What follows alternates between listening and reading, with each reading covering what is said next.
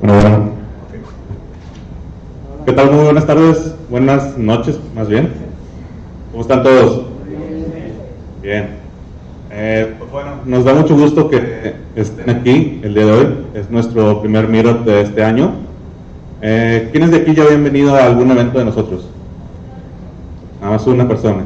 Ok, bueno, entonces, una breve introducción.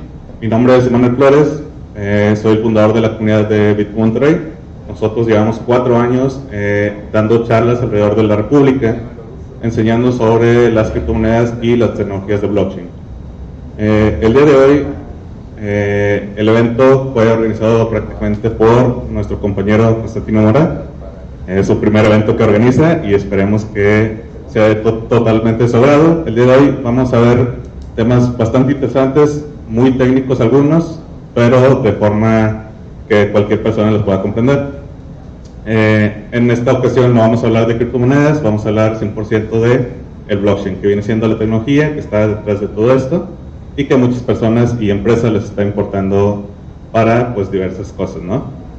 Y pues bueno, para no alargar demasiado la introducción, me gustaría pasar el micrófono a nuestro primer ponente, que es Irwin, y pues bueno, comenzamos el evento. Muchas gracias. Bueno, antes que nada, un gusto por tenerlos aquí y por venir. Bueno, antes que nada voy a hablar sobre lo que es Smart Contracts. ¿Alguien ya ha escuchado lo que es Smart Contracts o sabe una noción? Bueno,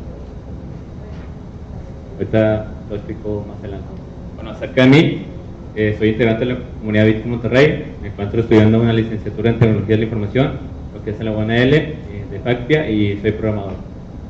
Bueno, empezando, ¿qué es un Smart Contract? Un Smart Contract viene siendo lo que es un contrato normal, pero pasado a lo que es a la tecnología, lo cual tiene ciertas reglas que no tiene tanto lenguaje técnico de abogado y lo hace un poco mejor, porque en la actualidad hay ciertos problemas con vacíos legales o ese tipo de cosas. Entonces los smart contracts ayudan cierta parte a hacer las cosas un poco más claras. Bueno, voy a hablar acerca de las dApps. Las dApps, ¿qué vienen siendo?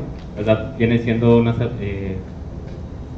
aplicaciones descentralizadas, las cuales en el término en inglés dice que lo podemos partir como dApp, cuya operación no depende de un sistema central. Aquí tenemos una arquitectura, la arquitectura normal creo que no se alcanza a ver, pero dice que está el navegador, el web browser, que es HTML, lo cual se procesa a través de un web server, que es AS.NET, y se consulta a través de una SQL server. Una aplicación descentralizada, su arquitectura está por un web browser, que es HTML, y lo que viene siendo toda la parte de atrás, todo el procesamiento, la parte del backend, viene siendo los smart contracts. En resumen, ¿qué es una dApp o qué es un smart contract? No depende de un sistema central, depende de la comunidad, son completamente open source. ¿No? Hay ciertos desarrollos que pueden ser privativos o así, pero la mayoría son open source.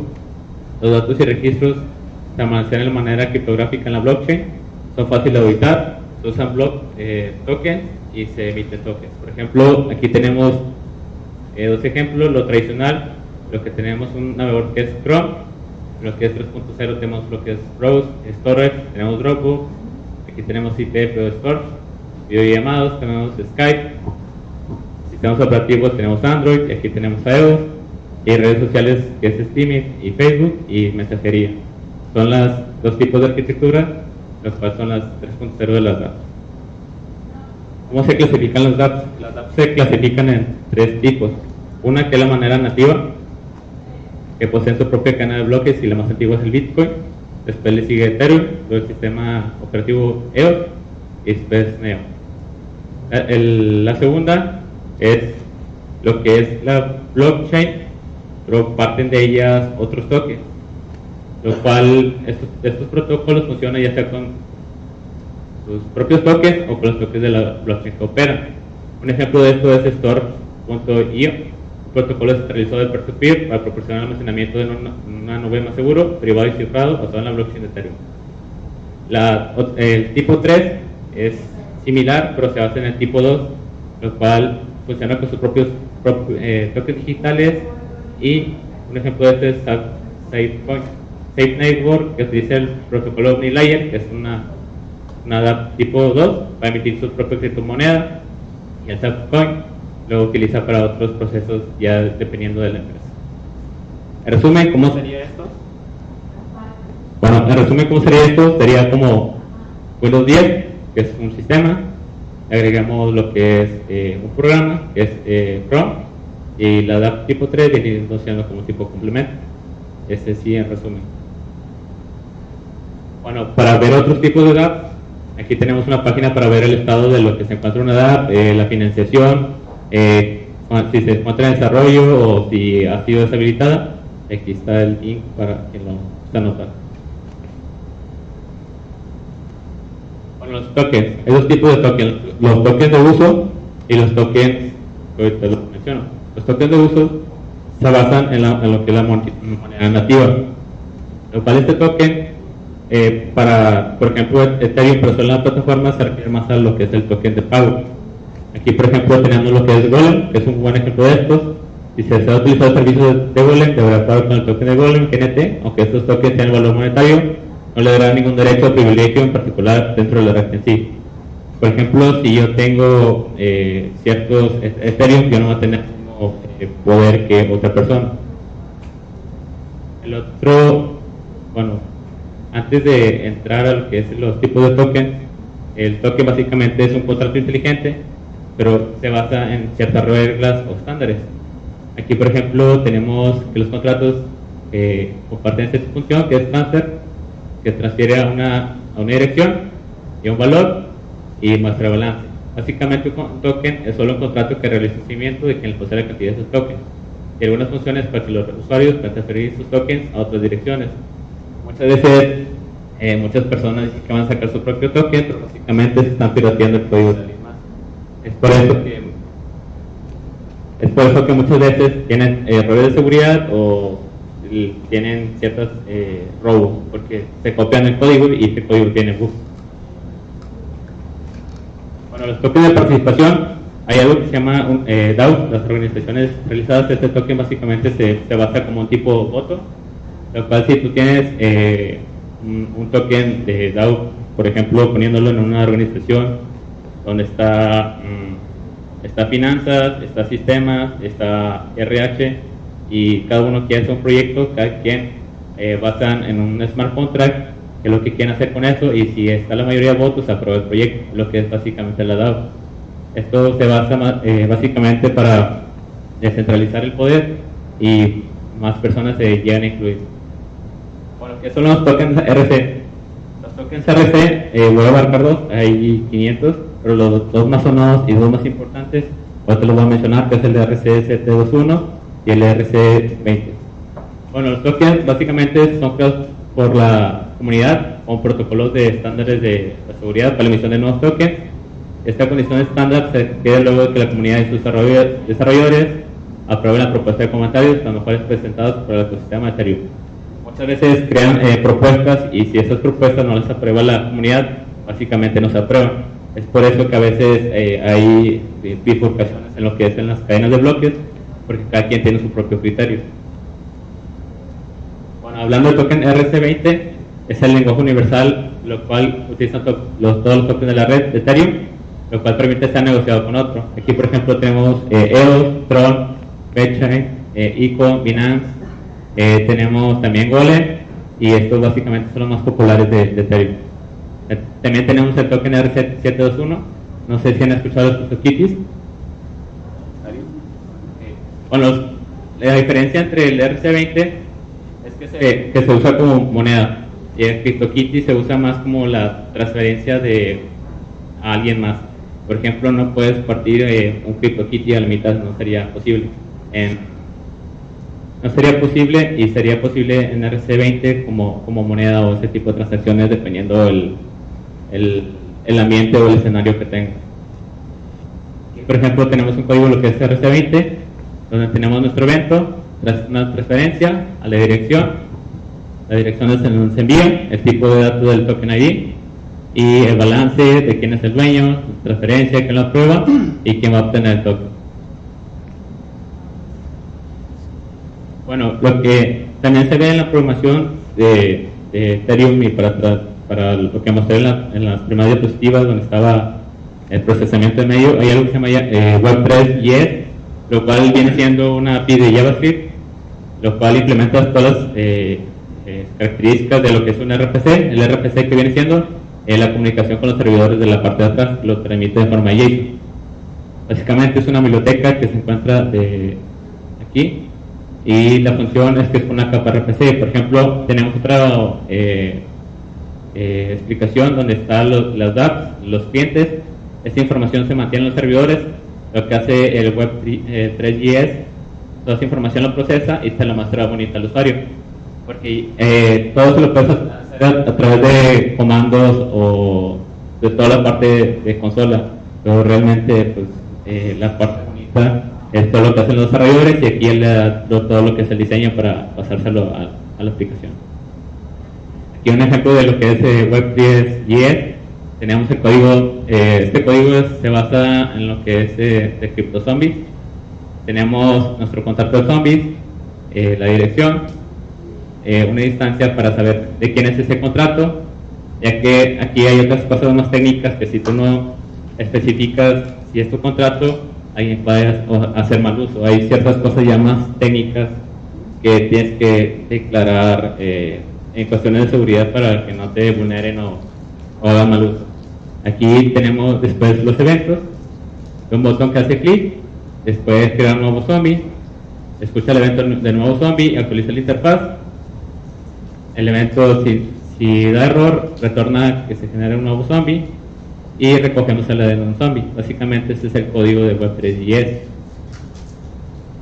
Bueno, las direcciones y mapeos. ¿Qué es una dirección y qué es un mapeo? La dirección básicamente es la que conocemos como la de Ethereum, que básicamente es esta, que cada una dirección, lo que sean los smart contracts y dApps, comparten lo que es la misma dirección de los Ethers, lo cual esto facilita o ayuda a que si tú quieres usar una cuenta de Ethereum, sea más fácil usar tus mismos Facebook, no es como las cuentas habituales de lo que es Facebook, o creas una cuenta de Facebook, tienes que crear otra cuenta en Twitter, y pues eso batalla ciertas cosas a la hora de registros. Con esta creas una dirección única de lo que es de Ether, y es un identificador que apunta a tu cuenta. Lo que es un mapeo, ¿qué es lo que viene siendo? Un mapeo básicamente asocia tu dirección con un valor. Por ejemplo, si tu dirección es esta, 0x, apunta, por ejemplo, que yo soy un usuario nivel 2 del juego de zombies. Y en el código se abre de esta manera, hace un mapeo del address a lo que es entero, lo guarda en nuestro contrato, y cuando lo llame, lo va a devolver. Esto lo hace como una tipo asociación en lo que es el tipo código.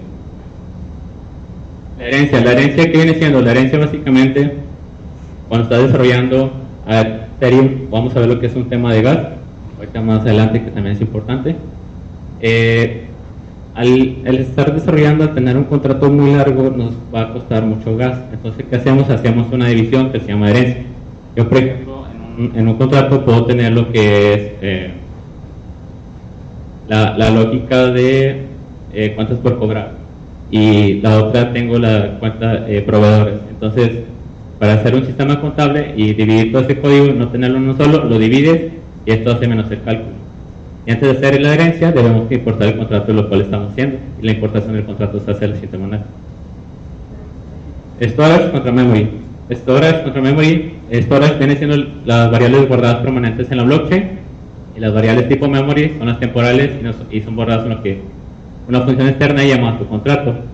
Esto básicamente, ahorita vamos a ver un término que es inmutabilidad, que es si tú creas algo en un smart contract y ya lo creaste así, básicamente si dejaste un error y ese error alguien más lo ve y ya tienes tu aplicación en producción, básicamente se pueden aprovechar de eso y tienes que avisar a tus usuarios. Es por eso que antes de entrar a programar lo que es smart contracts o Ethereum o cualquier cosa, es que tener tu buena planeación, porque si no vas a generar errores después. Por eso hay muchos errores de seguridad o que roban dinero porque no hay una buena planeación y se arrojan a desarrollar sin tener un previo análisis. Bueno, la mayoría del tiempo no necesitas especificar porque ya te ayudan los compiladores, y las variables de estado quedan declaradas fuera de la función, lo que son estas, que son de memory, no de storage, y estas son las de memory que cambian de acuerdo al parámetro que le enviamos. Los parámetros son estos. Inmutabilidad de los contratos es lo que decía, que permanece permanente en la blockchain, y es la mayor preocupación en Solidity, que si hay un error en el código del contrato no hay forma de solucionarlo más adelante. Básicamente tienes que tener mucho cuidado porque si no vas a desperdiciar dinero. El gas que viene siendo, el gas viene siendo para que se procese la transacción, lo cual tenemos que tener cuidado al momento de declarar las variables y declarar cierto tipo de cosas, porque todo eso cuesta bytes, y los bytes nos van a costar procesos de operación. Es por eso que ahorita mencioné las herencias, y si tú descuidas tu código van a tener tus usuarios que pagar millones de dólares gastados necesariamente por miles de usuarios en tasas. Eso quiere decir que si nosotros queremos correr un juego centralizado así como LOL o ese tipo de juegos, nos va a costar mucho porque tiene mucho procesamiento. También el gas sirve para pagar los mineros por los recursos utilizados de hardware, electricidad y tiempo, y además añade una recompensa a su trabajo realizado. También hay algo muy curioso, que si le agregas poquito gas no se procesa de volada y le tienes que agregar un poquito de más. Y ya como por último, pues una frase personal: siempre hay que dar lo mejor de ti en cualquier momento, no lo hagas solo por compromiso ni por quedar bien con alguien, hazlo porque te gusta, te apasiona lo que haces. Y sería todo. ¿Dudas, comentarios o preguntas? Dicen, devuélvete hasta el principio, ¿no?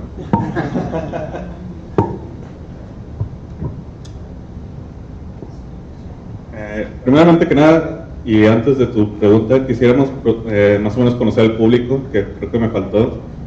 ¿Cuántos de aquí son desarrolladores? Justamente los que vinieron a preguntar, ¿no?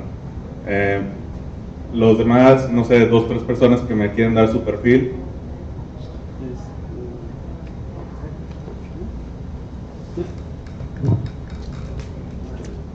Mi nombre es Eduardo Martínez, soy consultor de sistemas y de procesos, y estoy muy metido en el tema bancario. Este tema de blockchain es algo que quiero aprender, y para mí es un tema nuevo. ¿Alguien más?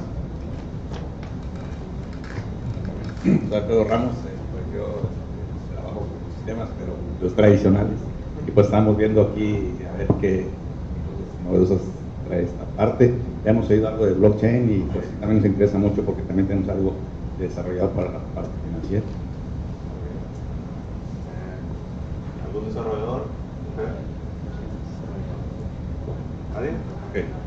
Bueno, entonces, ¿tienen alguna duda? La duda es, ¿has implementado eso en producción? En producción todavía no, porque estoy analizando aplicarlo a un caso, bueno, ¿sí se escuchó? Sí. Bueno, estoy aplicándolo a un caso real. No, es que siempre trato de, cuando voy a aplicar algo, irme a los trancazos, por así decirlo, y así es como aprendes, porque si juegas con test o las mundos, pues realmente no aprendes. Pero si quieres desarrollar, está lo que es Remix y otros ideas. Pero ahorita realmente tengo algunas ideas, pero necesito aterrizarlas para empezar a programar, y programarlas primero en la testnet, porque en la testnet tiene los es gratis, nada más tienes que generar ciertas monedas, y en lo que es real pues ya te cuesta dinero real, y pues tengo que hacer mis experimentos. Pero viendo la información, lo que nos presentaste, ¿lo estás sacando de un lugar o...? De un lugar, de varias certificaciones, por ejemplo una certificación, y también parte de lo que he estado practicando. Pero así de que tener una propiedad, sí tengo que tener cuidado con ciertas cosas. Sí, la certificación que mencionas, la de Blockchain Council, de Certified Blockchain Developer, pero más adelante les paso los datos de esas fuentes, pero esa que menciona fue la principal. Sí, fue la Sí. Una pregunta. O sea, tú nos probas una red de prueba, específicamente para pruebas. Sí, es primero la red pública. La red testnet sí es pública, y después ya cuando lo quieres implementar a lo que es real, lo metes a lo que es la My Network, a la red principal. Y no se puede crear una red así, digamos, más privada, exclusiva, que Sí, digamos, se puede crear lo que es una lo puedas probar y que tengas puras transacciones de aquí que tú conozcas y puedas controlar mejor? Sí, se puede hacer lo que es una blockchain privada, pero y ahí tienes que configurar lo que es las reglas del juego de la economía, lo que son los mineros, las validaciones, cómo está tu seguridad, los cifrados, ya es cosas más a fondo. Sí, ya sea armar un ambiente del laboratorio como tal, con 2 o 3 máquinas, ya sea virtuales o físicas, donde tú tienes tus validadores, tienes tus máquinas que van a hacer las transacciones, los que simplemente van a estar almacenando lo que es el blockchain como tal. Entonces tú ya montas dependiendo tu visión de la escala que vas a necesitar y todo. Y sí puede ser totalmente privada. Pero en esa red privada uno también tiene que instalar o declarar, digamos, sus mineros. Sí, pero realmente no es complicado ahorita. Y entonces en la otra red uno ya no tiene que configurar los mineros, ya hay otra gente que lo hace. Así es. Sí, es por eso que le tienes que pagar el gas y te cuesta un poquito más y tienes que tener tu análisis para que no te salga muy costoso toda la infraestructura. Yo tengo una pregunta. ¿Cuál? Ahorita actualmente, ¿cuál es la mejor blockchain o al menos hablando en términos económicos en gas para desarrollar smart contracts? La mejor blockchain, hay variaciones, pero depende cómo, qué escenario quieres crear, porque muchas tienen sus ventajas y desventajas, pero realmente ya depende qué quieras hacer. Sí, ahí está Neo, pero realmente la que más me he puesto así a analizar es Ethereum. Pero sí, tienen sus detallitos y hay que analizar todos sus detalles. Sí, porque por ejemplo puedes montarla en Neos, pero te puede salir más caro el estar montando los nodos de validación y todo este rollo. Entonces ahí se iría el costo que te estás ahorrando en las transacciones, ¿no? Entonces sí tienes que investigar varias cosas dependiendo de la DApp que tú quieras realizar. En relación, mi nombre es Benito, en relación a lo que ahorita comentaban de Ethereum, hablabas ahorita de las diapositivas mencionaba Solidity. Sí. Pero Solidity es como que el entorno, ¿no? Del que puedes hacer, no sé si es la programación. Sí, pero el lenguaje. En cuanto, por ejemplo, en el término de lenguaje, así como cuando aprendes C o Java, aquí cuál sería como que la curva de aprendizaje de aprender Solidity. De Digo, hecho, en el caso que, yo que no sé Solidity. Sí, de hecho tienes ciertas similitudes con C y Java, programación orientada a objetos, pero es realmente sencillo ya cuando se tiene todo el historial detrás. Ajá. Pero sí ver todo lo que es C, todo comandos de consola, servidores, realmente es sencillo ya cuando tienes cierta base. Es la misma lógica de programación, es tus funciones, tus métodos, tus variables, pero ahora aquí tienes que ser más cuidadoso porque como se guarda en la blockchain, pues no puedes editar o borrar como un servidor. En sí más o menos, ¿qué dirías que, por ejemplo, que yo que no sé, en este caso, lenguaje? 2 meses, 3 meses, 6 meses, un año. Bueno, dependiendo de la persona, sí, por ejemplo, alguien de mi edad, digo que 2 meses. Porque si no sabe nada, tiene que aprender los fundamentos de la programación. Claro, sí, y ya después ya meterse a lo más profundo. Muchos programadores se van nada más desarrollando, pero realmente no tienen el análisis de todo el escenario, de pensar la economía, cómo hacer el costo de toda la infraestructura. Es lo que muchos fallan por eso las ICOs o proyectos, creo que alguien va a hablar de ICOs. Sí, las ICOs o proyectos fracasan por eso, porque no se agarran el dinero y no hacen el buen análisis. Pero básicamente aprender los fundamentos y ya es más sencillo. En sí no es tan complicado, como menciona, te lo puedes aventar de que en 2 meses entender la estructura. Ya. En especial si tienes alguna base, por ejemplo, de JavaScript, que es el más cercano a Solidity. Okay. Y lo que sí te lleva un poquito más de tiempo, como comentaba, es antes de entrarle directamente al código, aprender lo que es en sí la tecnología y hacia dónde va enfocada, ¿no? O sea, por ejemplo, aprender toda la base de las criptomonedas, de cómo trabajan y demás, para realmente implementar la tecnología de forma que sea innovadora y no que estés haciendo más complejo algo que ya existe, ¿no? De que, ok, yo tengo mi base de datos de la empresa y la quiero pasar a blockchain, pero si te pones a investigarlo, pues no se trata de eso, ¿no? Se trata de hacer cosas un poquito más diferentes que igual sí te pueden optimizar tus procesos, pero tienes que tener un enfoque diferente. Y de ahí es donde lo que ahí comentabas, que con base en esa mala o no mala, o a lo mejor no planeación, es como que a lo mejor te puede ser más costoso, ¿no? el uso de un gas, ¿no? O sea, sí, así es. no mediste bien esa parte, independientemente de que pueden quedar bugs y queda abierta tu red, ¿no? Sí, por ejemplo, lo que preguntaban ahorita del costo del gas. Hay personas que de repente pues quieren prácticamente copiar una base de datos en el blockchain y pues, subir una imagen de 1 mega te va a costar una la nota, ¿no? Porque no está hecho para almacenamiento de datos, al menos de ese tipo de datos, ¿no? Okay. Muchas gracias. Pregunta, duda.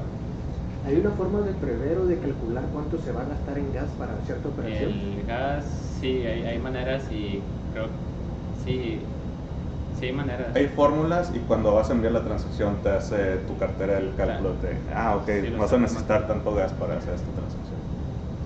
Entonces uno puede, por ejemplo, escribe una función para X operación, hazme el cálculo de cuánto gas se va a llevar para hacer llevarla a cabo, optimizarla y otra vez hacer el cálculo. Sí, de hecho hay programas que te ayudan a decir cómo optimizar, no recuerdo el nombre.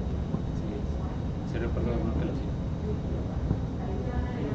¿El costo del gas cambia? Sí, es variante dependiendo, no sé, se basa en ethers y el ether varía de precio. De hecho, todos los gases varían, tanto por el precio de la moneda. Algunas redes tienen su propio precio de gas, que está paralelo de su red, por ejemplo el Teneo y el Ethereum, y varía tanto por la cantidad de datos que le quieras meter, como cómo está de saturación en ese momento la red. Por ejemplo, cuando fue lo de CryptoKitties, pues una transacción te costaba demasiado y no costeaba en ese momento hacer testing y cosas por el estilo. ¿Otra duda? ¿Pregunta?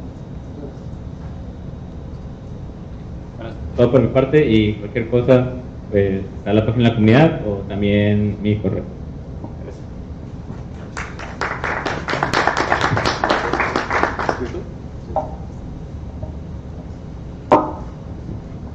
Buenas noches. Yo hoy les voy a hablar de Bitcoin y blockchain, cómo es que funciona y qué es Bitcoin, que lo diferencia del sistema bancario tradicional que conocemos.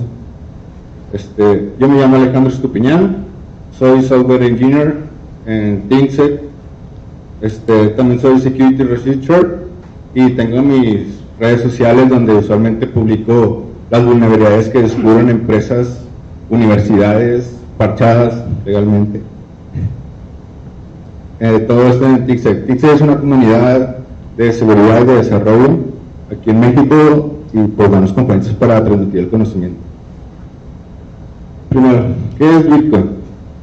Bitcoin es un sistema de dinero de efectivo electrónico peer-to-peer. Es prácticamente dinero digital. Tú recibes, yo envío, tú recibes, pero la diferencia con el sistema tradicional es que es validado por más personas y no es centralizada, es lo que ahorita vamos a ver. Blockchain. Blockchain en la traducción pues es cadena de bloques. Muchos lo simplifican que es como un libro contable mayor donde se guardan todas las transacciones que han ocurrido desde la creación del Bitcoin hasta el día de hoy. Y aquí es donde cómo ocurre una transacción. Esta parte la saqué del Bitcoin Paper que escribió Satoshi Nakamoto, que es el creador de Bitcoin. Actualmente es anónimo, pero les recomiendo que si quieren tomarse en serio esto depende del blockchain, lean el Bitcoin Paper de Satoshi Nakamoto. Prácticamente el dueño, ustedes ante una transacción solo son una llave pública. No hay un nombre registrado a esa llave pública, nada de sus datos se ve, el que recibe el dinero no ve sus datos, nada de eso. Entonces, el dueño de la primera llave pública genera un hash, aquí es donde se genera un hash, y con su llave privada, que no deben de compartir a nadie, la firman y así pasa verificando el siguiente bloque, y eso es lo que genera el blockchain, la cadena de bloques. ¿Cómo funciona una transacción? Esta persona es quien envía el Bitcoin. yo. Estas 3 personas son los mineros que se encargan de validar cada transacción que pasa por la blockchain, y aparte le agrega seguridad a las transacciones. Yo le envío el Bitcoin a la blockchain valida, él valida en su propia blockchain que él tiene fondos, que él tiene un Bitcoin y que puede pasarlo, porque él pudo haber modificado su propia blockchain y decir, me puso un Bitcoin, déjame lo envío, pero no es la única persona que tiene esa blockchain, es lo genial. Todos pueden descargar en su propia blockchain. Entonces valida, ok, si tiene el dinero suficiente, Una vez que los suficientes mineros validan que él tiene Bitcoin, la transacción ocurre y él recibe el dinero. ¿Cuál es la diferencia? Que el Banco de México que conocemos, ese sí es centralizado. Esto en cambio no son 3 personas, simplemente es un servidor, una base de datos en Oracle, que simplemente son registros de que ahí dice que tienes 1 millón, pudieron haber sido modificados y no está nadie para validarlos. ¿Cómo funciona el valor de Bitcoin? Actualmente el valor de Bitcoin está siendo muy volátil, pero simplemente el valor de Bitcoin se maneja sobre oferta y demanda. Imaginemos que hoy aquí yo tengo un Bitcoin, pero ustedes personas, todos lo quieren, pues obviamente mientras más gente lo quiere, más va a subir el precio, es oferta y demanda. Aquí también otra genialidad de Bitcoin es que para evitar la inflación y la volatilidad que ahorita estamos ocurriendo, es que solo se van a poder minar 21 millones de Bitcoin en la historia de Bitcoin. Jamás se va a poder minar ni un Satoshi más. Eso le garantiza un valor estable. Una vez que lleguemos a 21 millones, ya no va a haber más Bitcoins y el precio ya se va a estabilizar más. Muchos personas que me dicen es que creen que Bitcoin o blockchain es una estafa, que alguien va a correr con tu dinero y se va a ir. No, eso no es posible, porque Bitcoin y blockchain somos nosotros, somos una comunidad. Necesitaría que todos perdiéramos el interés por Bitcoin y blockchain, todos olvidáramos el dinero que pusimos, la potencia que invertimos en nuestras computadoras, y estamos en todo el mundo, es imposible de que desaparezca. ¿Cómo consigo Bitcoins? La forma para conseguir Bitcoins es prestar tus servicios, cobrar con Bitcoin, hacer transacciones con Bitcoin o prácticamente comprar Bitcoins en exchange. Aquí en México tenemos que es Bitso. Estos son los precios actuales de las criptomonedas que maneja, y no es necesario que compres el Bitcoin entero, puedes comprar de que 500 pesos de Bitcoin y te dan decimales del Bitcoin. También otra forma de verificar el precio de Bitcoin es leyendo las velas chinas. Yo prácticamente veo de que hay un techo y hay un piso, el promedio será aproximadamente por aquí. Entonces ya viendo la transacción de que cómo se ha comportado el Bitcoin en 3 meses, yo digo, ok, este es el piso, compro aquí, y depende de cuánto tiempo te quieras esperar para retirar tus ganancias, ya decides si te vas aquí o te esperas hasta el techo, incluso va a subir mucho más. Depende de cuánto tiempo quieras esperar. Puedes hacer inversiones a corto plazo, a 5 años, o a 10 años. Obviamente mientras más tiempo, más dinero vas a ganar. Hay una historia, la primera transacción de Bitcoin que se creó en el blockchain, la primera, fue esto. Alguien publicó que quería pizza por Bitcoins. Dijo, ¿quién quiere? Yo doy 10,000 Bitcoins por 2 pizzas del Papa John's. Y alguien estuvo interesado, escribió cómo la quería y la vendió por 10,000 Bitcoins. Y pues, esa fue la primera transacción de Bitcoin en blockchain, la primerita. Aquí lo interesante es que como no había tantos mineros, fue la primera blockchain, no tenía popularidad. El fee, que es como la comisión que te cobra blockchain por la transacción, fue de casi un Bitcoin, 0.99 Bitcoins. Esta es la transacción, o sea, ahorita actualmente la puedes ver en la blockchain que funcionó y fue la primera. Un Bitcoin costó el fee, ahorita cuesta centavos una transacción. La blockchain wallet también hay formas de que tú puedes guardar tus criptomonedas en un papel, pero siempre hay dos tipos de llaves. La llave pública, la que puedes compartir, y está la llave privada, la que es secreta. Esta es la que tú das para que te envíen bitcoins, y con esta tú firmas tus transacciones. Hay una historia muy curiosa que pasó en un programa donde una persona mostró su paper wallet, su Bitcoin wallet, y dejó el QR demostrado. Entonces alguien escaneó el QR y le robó el Bitcoin, así, y ya no hay, las transacciones en blockchain no son reversibles. Si él agarró el Bitcoin, ya pasó un nuevo año, ya no hay reversibilidad. Esta transacción es de los hackers que crean el ransomware, y así es como cobran también Bitcoin. Aquí así es como se ven las transacciones. Si tú haces una, así se va a ver. Si ves, no tiene ningún nombre, ninguna dirección, simplemente es una llave pública que envió otra llave pública y se ve cuánto dinero tiene en esa wallet. Tú puedes consultar las transacciones que quieras, o sea, está abierto a todo público las transacciones que están en blockchain. Y esto es lo que le decía, cómo funciona el banco. El banco simplemente es un servidor, un centralizado, por donde pasan todas las transacciones, y alguien puede editar aquí las transacciones, ponerse 10 millones de pesos y va a funcionar, porque en los registros ahí dice que tiene 10 millones.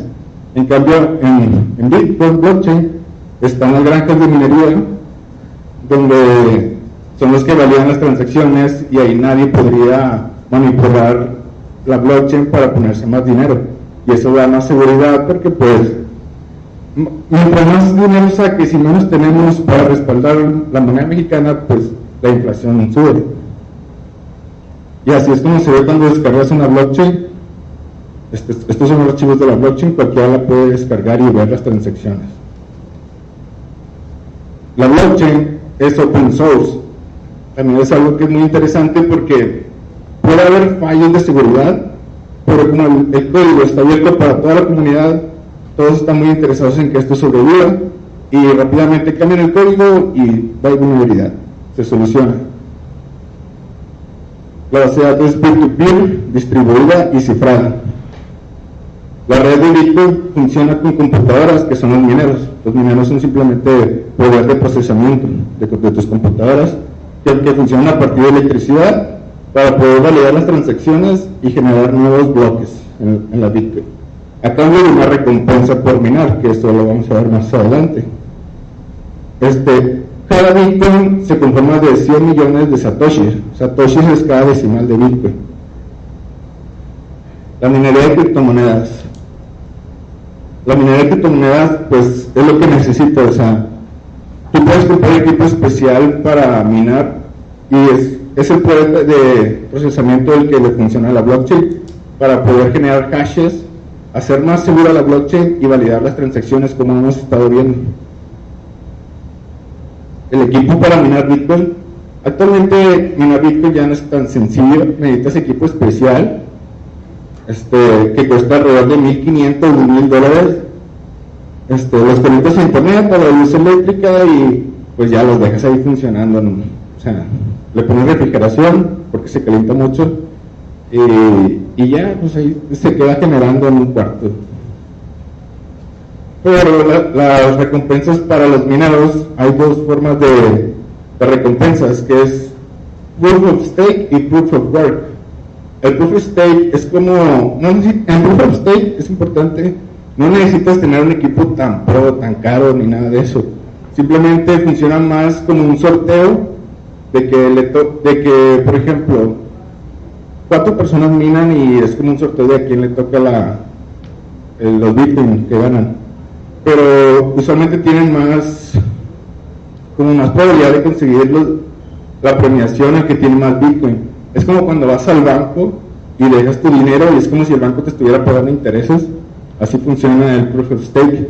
El Proof of Work, ahí sí utilizas hardware especial, muy caro, para a partir de fuerza bruta minar, validar muchas transacciones, muchos hashes, y así conseguir tu recompensa. Y pues lo que nos importa, ¿es rentable minar Bitcoin? hay muchos factores que hay que tomar en cuenta a la hora de minar, no simplemente es ejecutar y listo. Hay muchas cosas que hay que analizar, hay una fórmula. Primera es el precio de la electricidad, cuánto cuesta el kilowatt en tu país. El precio de los componentes. En China hay granjas extremadamente grandes que están minando Bitcoin, pero utilizamos mucho dinero para hacer eso, entonces es caro ahorita rentar Bitcoin, de minar Bitcoin, porque necesitan mucho poder de procesamiento. También, como mientras vas eliminando, va aumentando la complejidad del algoritmo que minas del hash, entonces va alentándose la velocidad con la que vas ganando Bitcoins. Entonces también debes de calcular en cuánto tiempo ese equipo ya te va a servir, porque va a ir muy lento y vas a gastar más luz de lo que ganas. También el hash rate es como la velocidad a la que mina la blockchain. Usualmente un buen hash rate está arriba de 50, 100 y un promedio de una computadora ordinaria yo creo que tendría 5 hash rate. Es como que la velocidad en la que lo está consiguiendo. Y bueno, el valor monetario que lo ves, claro. ¿Cuánto crees que va a futuro? Porque puede que ahorita vayas muy lento, pero si el Bitcoin sube 10 veces más, pues obviamente va a ser muy rentable. Entonces también debes de analizar todo eso. Hay muchos calculadores en línea donde puedes tú poner tus características de que pues mi equipo mina tal hash, el watt de mi ciudad cuesta tanto, la dificultad del bloque está en tanto, y ahí te dice cuánto vas a sacar en determinado tiempo, y así saber pues si va a ser rentable o no. Y también no solamente se puede minar Bitcoin, se puede minar Ethereum, Zcash, Monero. Y al minar Ethereum, con Ethereum cambia un poco porque minas con la GPU, con tarjetas gráficas. Alguien descubrió que era muy fácil con las tarjetas gráficas y lo hizo bien. Pero también aquí, para que, por ejemplo, para tu minar un Ethereum, te vas a tardar mucho. Entonces, también existen las pools, que es como un equipo de mineros que, por ejemplo, el equipo se conforma de 10 y toda esa pool le dan directo a un bloque para que más rápido puedan conseguir el bloque, minarlo, y se reparten ahora sí que las recompensas entre los 10.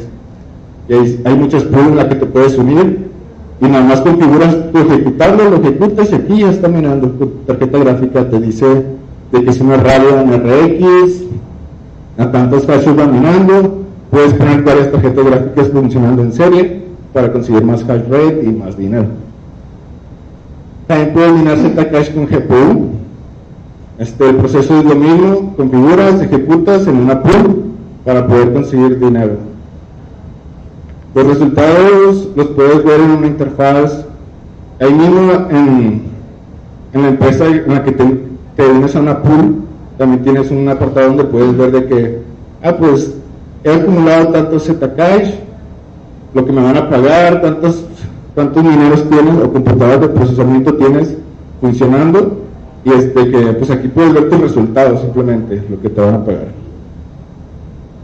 ¿Ahí tiene una pregunta? De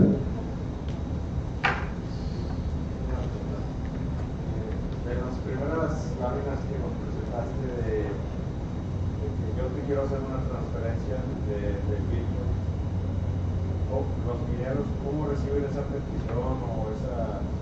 Sí, los mineros vienen siendo la blockchain. Ellos descargan su propia blockchain y ponen su poder de procesamiento. Así yo, al enviar la Bitcoin, no es como yo que se lo envío al Banco de México y el Banco de México se lo envía al destinatario. Acá no, yo le envío mi Bitcoin a blockchain, y como los mineros tienen su blockchain propia, ellos con su poder de procesamiento validan de que todos tengan lo mismo en su libro contable o blockchain, y una vez que todos dicen ok, la transacción no es corrupta, ya te llega tu Bitcoin. ¿Cómo te aseguras de que están sincronizados esos blockchains?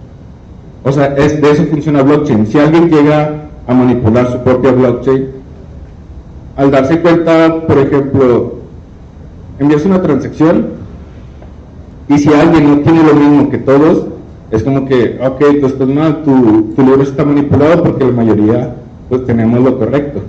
entonces ya es como que se niega esa transacción. Hay un Hay un consenso Hay un consenso, pero basado ¿qué en las cambios? firmas criptográficas. Ujú. Si alguien modifica una de las transacciones en alguno de los bloques anteriores, la firma va a ser diferente a todo el resto de blockchain que tienen todos los demás. Es pura comparación. Así es, hacer una comparación instantáneamente de que, ok, tu bloque que me estás enviando, tu transacción, indica que quieres, no sé, mandar 50 bitcoins, ¿no?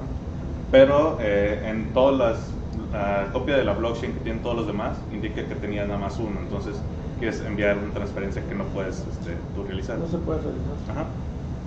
Me imagino que es instantáneo. Y es instantáneo. Sí. Por eso es el poder de procesamiento, ¿no? Porque estamos hablando de que, vamos a suponer que la red es una red, vamos a suponer que esta red de blockchain es una red de 100 nodos. Estás hablando de que esta transacción, mi transacción ya fue comparada por los 99 nodos, ¿no? Pero si le estás comparando, prácticamente todos tienen lo mismo, digamos, el mismo, decías, como libro, ¿no? El libro Sí. de mayor, pero al final es el mismo, ¿no? Entonces tienes que analizar o hacer, digamos, un wrapping de esa información. Y si son 100 nodos, por decir un número, ya para que puedas devolver la transacción súper rápido, necesitas velocidad, ¿no? Para eso.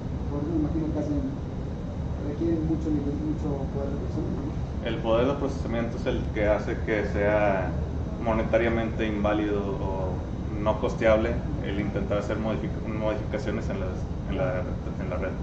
Por ejemplo, y a ver si lo explico bien.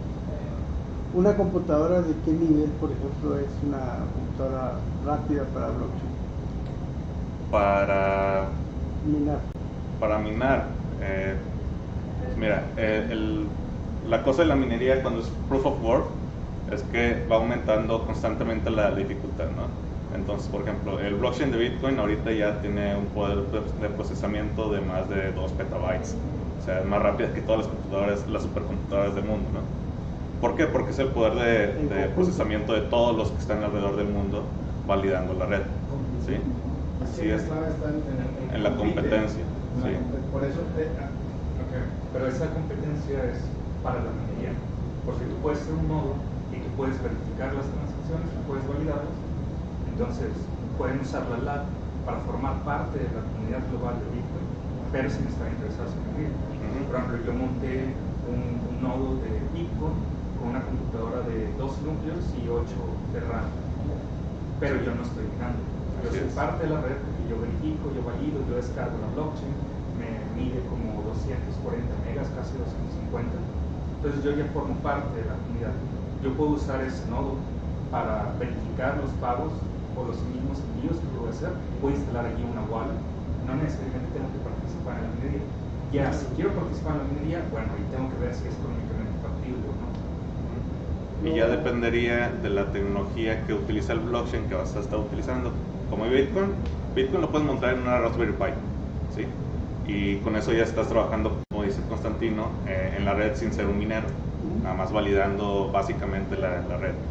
Pero por ejemplo hay otras redes como las basadas en Steemit, que es una red diferente, una implementación diferente de blockchain, donde si ocupas por ejemplo 2 núcleos, disco de rígido y otras cosas mucho más específicas y mucho más poderosas. ¿Por qué? Porque tiene mayor lectura-escritura de disco, porque la blockchain incrementa su tamaño mucho más rápido, las transacciones se tienen que validar cada 3 segundos en vez de 10 comparado con Bitcoin, etcétera, ¿no? Ya dependería, igual, como mencioné en otras respuestas, del tipo de blockchain que quieras implementar, es el requerimiento en hardware y demás. Estaba viendo el folletito que tienen aquí, ¿no? En alguna parte vi los que participan, ¿verdad? Estos que están Las tiendas.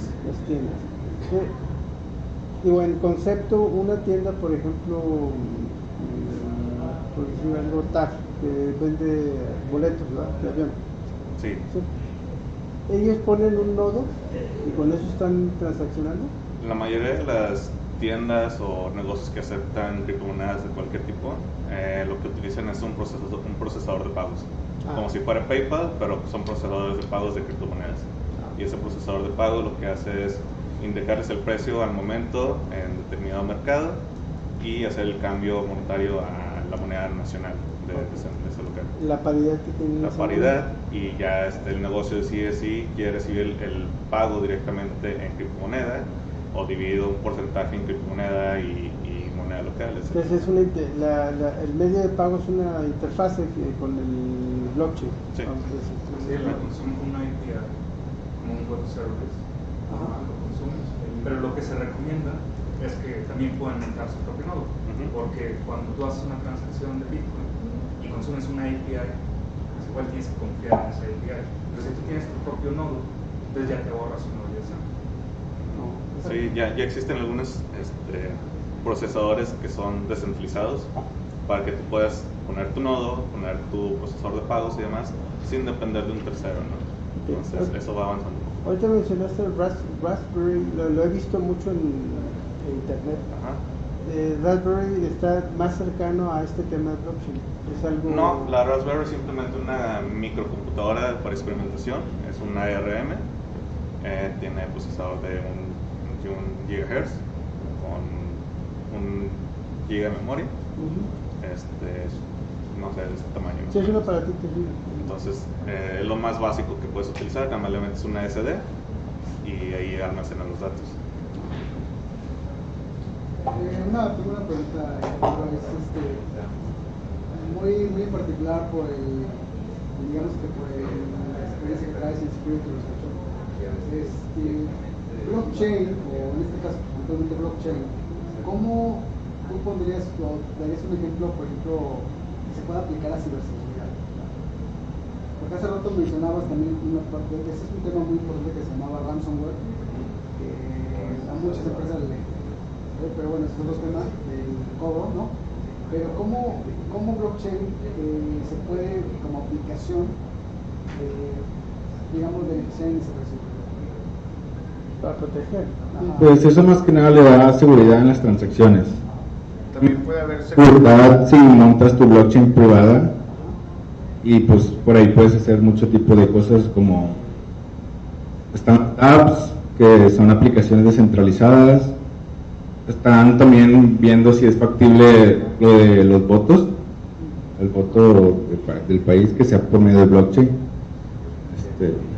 y pues la seguridad, que sí da buena seguridad porque manda todo encriptado. Todo está encriptado. Sí, hay diferentes implementaciones que se están viendo en cuanto a ciberseguridad como tal.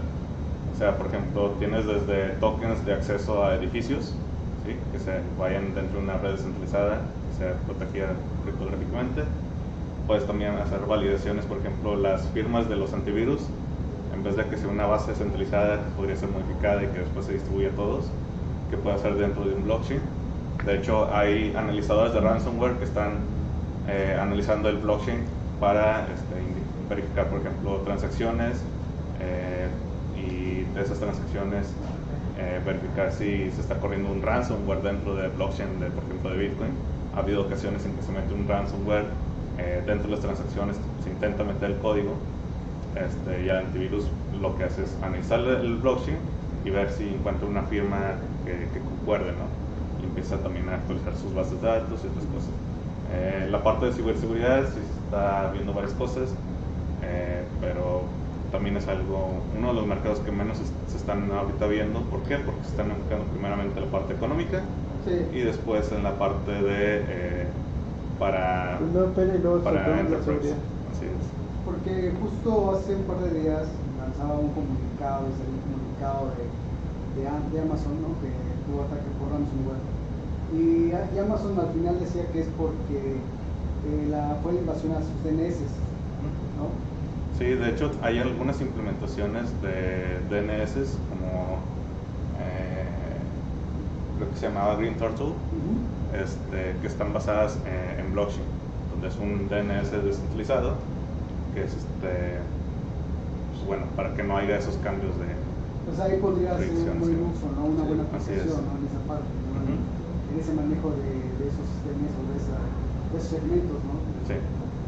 Gracias. ¿Alguien más tiene una pregunta? Por mi parte sería todo. No sé nada, o sea, para ver, aprender un poco. O sea, la red blockchain, para que tú la puedas tener, y para que tú puedas, en vez de estar minando y tú puedas estar solamente verificando, se baja, se crea, como es que ahí no entendí, me revolví un poco. Descargas un cliente como si fuera, no sé, una aplicación de torrent. De hecho, muchas de las clientes de criptomonedas se basan un poco en la tecnología de torrent para poder hacer la distribución de blockchain. Entonces tú bajas el cliente, lo instalas y automáticamente hace la configuración y estás participando porque empiezas a guardar una copia del blockchain y estar verificando que nadie esté intentando hacer ahí cosas rápidas. Yo me metí a la página de torrent y ahí mismo podría ver qué onda o es todo. O sea, no, torrent es un ejemplo, pero te meterías, por ejemplo, a la página de Bitcoin, bitcoin.org, o a la página de Ethereum, la página de la moneda que tú quieras validar en ese sentido. Descargas el cliente y ya estás participando. ¿Son los datos que mostraste o como el árbol de archivos? Sí, ese es. Bueno, por mi parte sería todo. Gracias por su tiempo, los del compañero Constantino.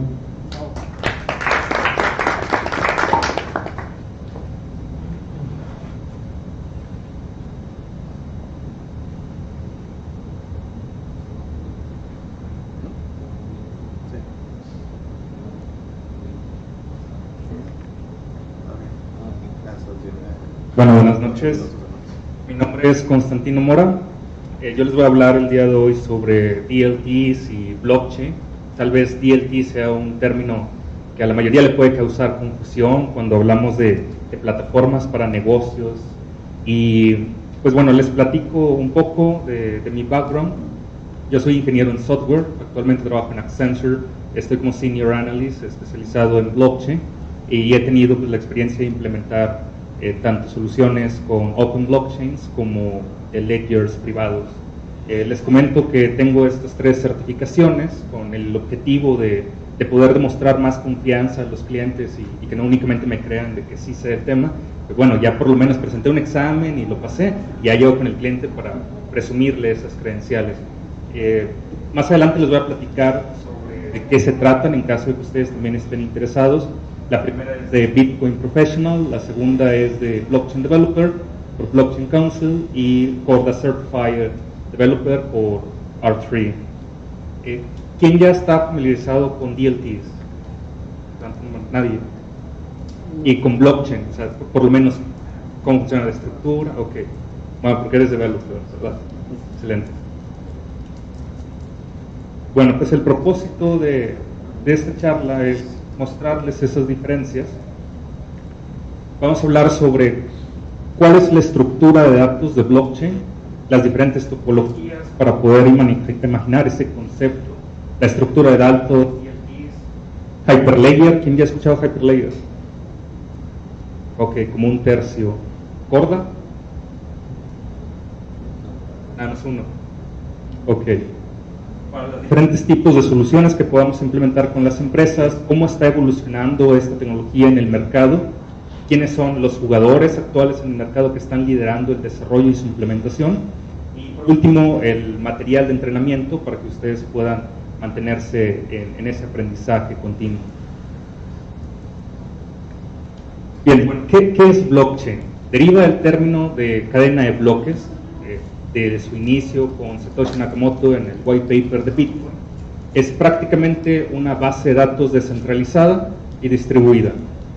Es el libro contable de todas las transacciones, agrupa esas transacciones de forma de bloques, pero el bloque no es más que una estructura de datos conceptual, y estos a su vez están enlazados unos a otros.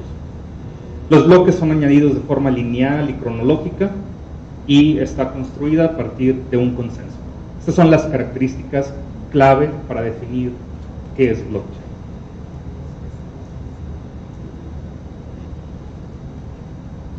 Bien, cuando hablamos de las topologías, esta es una topología centralizada, esta es otra descentralizada. En la centralizada pueden ver que todos los nodos convergen en un punto.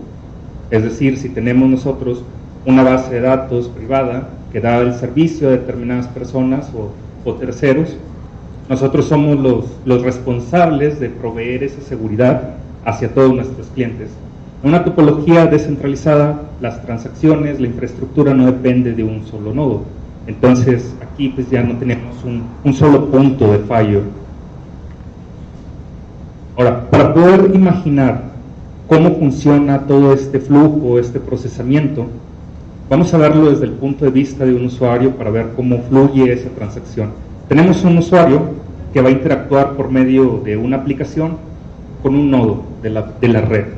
Entonces, esa transacción llega a uno de los nodos que a su vez está comunicado con todos los demás. Bien podría ser un grafo completamente conectado o no. Una vez que esa transacción llega a las computadoras que son encargadas de mantener la red, cada una de ellas se va a tomar su tiempo para ejecutar algo. ¿Y ese algo qué es? Los smart contracts. El smart contract lo podemos imaginar como un store procedure. Si pensamos como en blockchain, como esa caja negra, como una base de datos, porque está almacenando información, a final de cuentas, ya otra cosa son los protocolos que conlleva. Ese smart contract lo podemos pensar como un store procedure o como un script persistente que todos van a ser los encargados de procesarlo, de ejecutarlo. Y al final van a ejecutar su veredicto. Si todos los nodos lo aceptan, entonces van a demostrar eso, van a comunicarlo hacia todos los redes y a final de cuentas, ¿dónde se almacenan todas esas transacciones? En los discos duros de cada una de las computadoras. Ahora vamos a crear un nuevo bloque que es el que va a almacenar las transacciones. Ese bloque va a ser identificado, va a tener un ID y ese ID es un hash. Una vez que una de esas computadoras ya es la que creó el bloque, tiene que comunicar esa agrupación a todas las demás para que lo validen. Ya una vez que todas las demás tienen una copia, vuelven a hacer la verificación y validación de los datos y dan su veredicto. ¿Qué pasa si una de ellas se niega o está actuando mal? No pasa nada, porque tenemos un consenso por la mayoría. De igual forma, si esa computadora se cae, no es un solo punto de falla en la red. Ahora, ¿cómo funciona la cadena de bloques? Supongamos que vamos a crear un nuevo bloque. Ese bloque va a estar compuesto de transacciones. Hay diversas formas de crear esa agrupación, principalmente es con Merkle trees, pero ahorita no voy a hablar sobre los Merkle trees. Al final de cuentas, toda esa agrupación está identificada por un hash. ¿Quién ya sabe qué es un hash? Y en un hash es el digestivo de información de algo. Es decir, si tienen un documento, ustedes lo pueden pasar por un algoritmo de hash. En el caso de Bitcoin es el Secure Hash Algorithm 256 y eso a ustedes les da un identificador, que es una cadena de 64 caracteres y lo utilizan para poder identificar información sin que ustedes tengan que compartir esa información. ¿Es el equivalente al UID? ¿Perdón? UID de las facturas, UID, algo así. ¿Es como si fuera el sello digital que te alza? Sí. Bueno, lo pudiéramos interpretar como eso.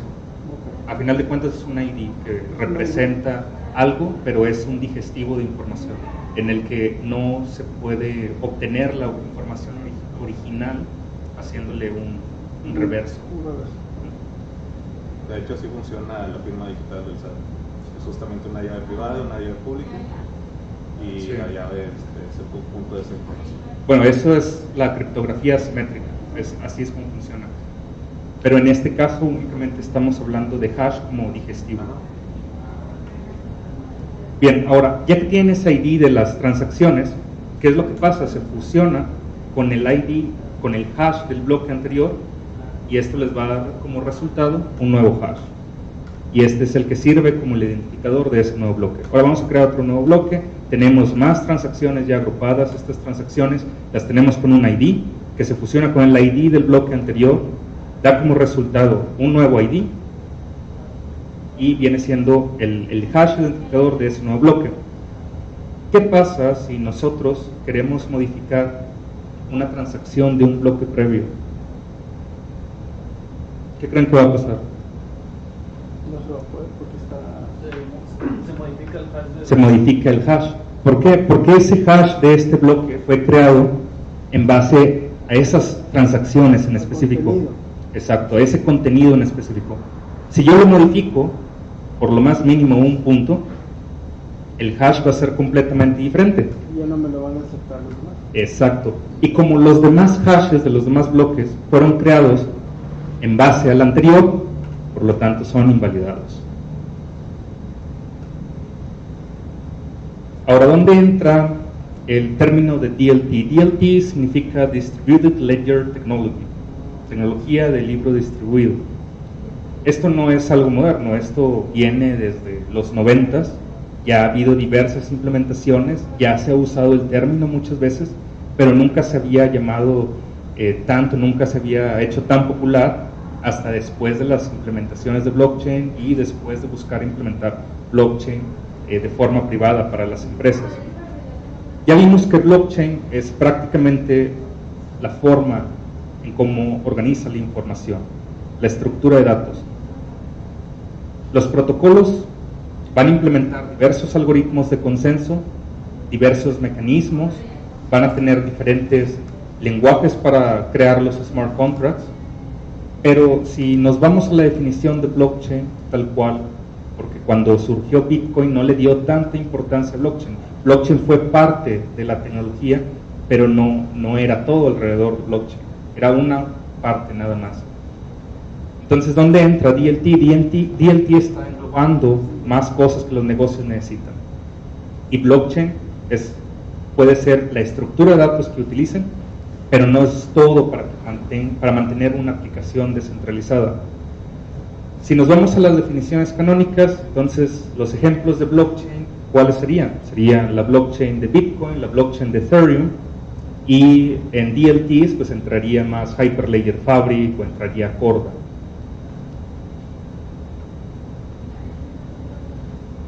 Bien, los que han escuchado de Hyperledger, ¿qué proyecto en específico han escuchado? No, ninguno, solamente Hyperledger. Ok. Ok, la de IBM.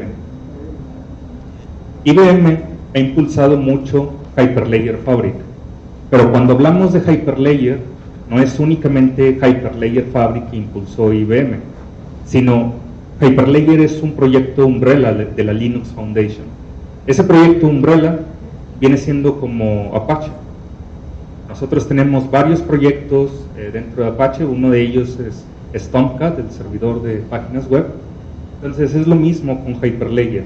Hyperledger Fabric es solamente uno de los servicios, una de las plataformas que están albergadas en esta estructura organizacional de la Linux Foundation, pero hay más. Está Burroughs, está Indy, Europa, Sawtooth, y Sawtooth lo ha estado impulsando mucho Intel, y también han desarrollado diversas otras herramientas para poder facilitarle la vida a los developers, para poder desarrollar más rápido, para poder crear soluciones con DevOps de forma más eficiente y no todos tengan que ser core developers para poder desarrollar y dar valor al negocio.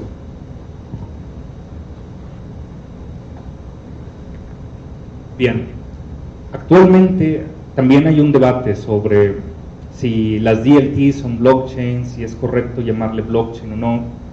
Entonces pues yo les hago esta pregunta, si realmente Hyperledger Fabric es una blockchain. Para que la puedan contestar, yo los invito a que lean la documentación, pero yo les voy a platicar más o menos cómo funciona la arquitectura. Aquí lo que nosotros estamos apreciando es una arquitectura de red simple, donde tenemos a 3 peers. Estos nodos, estos peers, están comunicándose entre sí por medio de canales. Esos canales son los que permiten la comunicación privada entre los diferentes nodos que componen la red. Entonces aquí tenemos el C1, que es el canal 1, el canal 2. Estos están conectados a peers en específico. Cada uno de ellos puede tener un smart contract instalado o un chain code, como se llama aquí. Y tenemos un orderer. Este orderer es el encargado de poder agrupar las transacciones por medio de algún servicio, por ejemplo Kafka, que está escuchando todos los eventos y organiza la información, hace la estructura de la blockchain y lo almacena en los ledgers de cada uno. Entonces, como pueden ver aquí, estos S son los smart contracts, los L son los ledgers, y cómo diferencian la información que están compartiendo entre los diferentes participantes es porque, por ejemplo, el Peer 2 tiene dos layers, uno para el canal 1 y el otro para los demás. Ambos están gobernados de forma descentralizada, porque a pesar de que tenemos una entidad que está gobernando la configuración del orderer, tenemos otros dos configuradores compuestos de las organizaciones de estos peers. Entonces podemos aquí tener múltiples peers que conformen una mini blockchain con sus propias ledgers, pero ellos estarían gobernando las versiones de los smart contracts aquí instalados y también cómo interactúan con otros nodos por medio de canales. Esta viene siendo una arquitectura simple de cómo utilizar Hyperledger Fabric, reutilizando los mismos conceptos de las blockchains públicas, pero pensado y adaptado específicamente para las empresas. Ahora hablemos de Corda. Corda fue desarrollado por R3 y R3 es una startup que se ha enfocado específicamente en el sector financiero. Actualmente ya han desarrollado el consorcio de bancos más grandes del mundo, son estos que pueden apreciar aquí.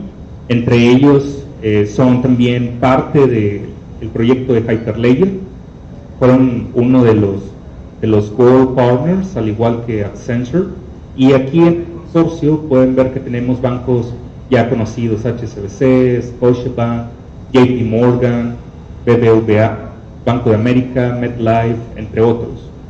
Y también otro de los consorcios creados es por Digital Assets, donde ellos también son partners y desarrollan soluciones en conjunto. Y también ellos tienen personal técnico con suficiente talento para esta plataforma. Aquí tenemos al que es el líder de la plataforma, se llama Mike Kerr. ¿Alguien había escuchado hablar de él? Bueno, él fue uno de los primeros Bitcoin developers del mundo. Y también, bueno, desarrolló una de las librerías más utilizadas, que es Bitcoin J. Ya tiene mucha experiencia en Bitcoin, entonces fue un aliado estratégico cuando fundaron R3 para poder construir una plataforma que no fuera específicamente blockchain-like, sino que resolviera problemas específicos del sector financiero. Por eso es que cada una de las plataformas tiene un paradigma. Si ustedes se denominan blockchain developers por saber Solidity con Ethereum, no es suficiente al momento de entrar a un mercado laboral y venderse como blockchain developers, porque les van a pedir saber de múltiples plataformas y cada plataforma tiene su propio paradigma. Entonces, en mi caso, cuando yo aprendí primero de Bitcoin y después aprendí de Ethereum, cuando entré a aprender sobre Sawtooth y después de Fabric y después de Corda, me costaba mucho trabajo analizar cómo funcionaban, poder conceptualizar cómo creaban la información, cómo la distribuían, porque yo traía el mindset de las open blockchains. Entonces, cuando llego aquí y tengo que ver otros algoritmos de consenso, tengo que repensar la estructura, porque mi definición de blockchain ya estaba establecida en base a lo que yo sabía de Bitcoin y de Ethereum. Pero ya cuando tenemos que implementar una solución con un cliente, blockchain es transparente. Tenemos que enfocarnos en el caso de uso, cuáles son las principales necesidades del sector, las principales necesidades del cliente, después elegir cuál es la tecnología adecuada y al final ya vemos si necesita blockchain o no, y de todas las plataformas existentes nosotros vamos a estar conscientes si es más una open blockchain o si es una DLT, pero ya viene a conciencia sobre cómo funciona el protocolo, cómo funcionan los algoritmos de consenso, la distribución de información, la diferencia entre las diferentes plataformas y cuál es la mejor herramienta para resolver un problema específico del sector. Y en el caso de R3 Corda, son los que más han destacado en el sector financiero porque la plataforma fue creada específicamente para resolver ese tipo de problemas. ¿Cómo funciona esta estructura? Bueno, así como pueden ver un histórico de transacciones en las Open Blockchains, aquí también ven ese histórico de las transacciones, solo que cambiaron los términos, también cambió el paradigma en la forma en cómo se visualiza la transacción, y prácticamente ellos le llaman un vault, un baúl de transacciones, tienen diferentes estados y únicamente se enfocan en el último estado, pero a su vez guardan una cadena que es todo el histórico de las transacciones previas. Se utilizan mucho los diagramas de Venn para poder hacer esa relación entre los diferentes participantes. Así como vimos en Hyperledger, existen los canales de comunicación. Bueno, aquí también tenemos esos canales, solo que no se le llaman canales, sino que se le llaman los conjuntos. Y estos peers que forman el conjunto son los que van a compartir la información, así como lo vemos aquí. Y a su vez crean un grafo donde todos están interconectados, o específicos nodos pudieran conectarse entre sí para poder dialogar entre ellos. Esto que ven aquí no se alcanza a apreciar muy bien, pero es el nodo de notario. El nodo de notario es prácticamente un clúster que puede ser compuesto de más participantes, y ellos son los que corren el consenso y los que se encargan de verificar lo que se va a escribir. Entonces, si lo asimilamos un poco a cómo funcionan las Open Blockchains, ellos serían como los mineros, solamente que no están minando, pero son los encargados de estar escribiendo aquello que sea verdadero para la red. Y los demás no tienen por qué estar haciendo ese procesamiento, pueden ser únicamente participantes, pueden ser clientes, consumidores de las aplicaciones. ¿Qué tipo de soluciones podemos tener? Podemos tener entradas a las públicas, donde todas las transacciones son públicas, todo el mundo se puede unir, no tienen que pedir permiso, todo es completamente descentralizado, pero pueden hacer una variante donde pueden poner algunos permisos, y esto, si lo controla una misma empresa, sería una solución privada, pero si son múltiples empresas, entonces es una solución híbrida. ¿Cómo está evolucionando la tecnología? Bueno, como todos saben, todo inició con Bitcoin, con Satoshi Nakamoto en el 2009. Después, a lo largo de estos años, hasta el 2014, los principales casos de uso fue para las remesas, que es el envío de dinero internacional, los pagos y la transferencia de valor. A esto es a lo que se le denominó Blockchain 1.0. Después tenemos la Blockchain 2.0, que dio la introducción al desarrollo, el desarrollo de los smart contracts, de tal forma que pudiéramos usar esa programación para representar otro tipo de entidades, no únicamente un token, sino acciones, bonos, futuros, préstamos, hipotecas, títulos u otro tipo de contratos. Como pueden apreciar, nosotros nos encontramos en esta parte donde las principales implementaciones de negocio que se están llevando a cabo es para el mercado de capitales. También se están haciendo prototipos de supply chain, gobierno digital, etcétera, pero esto es algo que se le denomina Blockchain 3.0, que va más allá del sector financiero. Realmente no hubo mucha evolución en la tecnología de 2.0 y 3.0, sino que se diferencian por los casos de uso. Exacto. Lo que va enfocado a finanzas, Blockchain 2.0, más allá del sector financiero, Blockchain 3.0. ¿Quiénes son los principales players del mercado que están liderando todo este desarrollo en su implementación real con empresas? Y como pueden apreciar, los líderes, IBM y Accenture. IBM ha destacado un poco más que Accenture en la parte del impacto del mercado. Sin embargo, en cuestión de visión y capacidad, Accenture lleva allí un poquito la delantera. Entonces, estos son los dos principales players actuales. Y también hay otros líderes como Infosys, Wipro, entre otros. Ahora, en cuestión de certificaciones, para que ustedes lo puedan tomar como Continuous Learning, tenemos la de Certified Bitcoin Professional. Esto es del Cryptocurrency Certification Consortium, donde Andreas Antonopoulos es parte de board members. ¿Y alguien ha escuchado a Andreas Antonopoulos? Es un rockstar, entonces él es de este consorcio.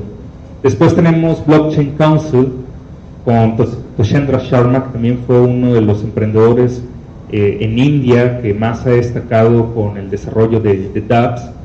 Y aquí la que yo les recomiendo más es la de Blockchain Developer, porque trae un walkthrough de cómo hagan un smart contract, les da teoría básica de Bitcoin, de Ethereum, un breve resumen de Hyperledger y les da algo práctico. Si bien el tomar estas certificaciones no los va a hacer ningún experto, pero por lo menos tienen información ya condensada, ya conglomerada, que se puede utilizar como guía en caso de que no sepan por dónde iniciar a estudiar o aprender.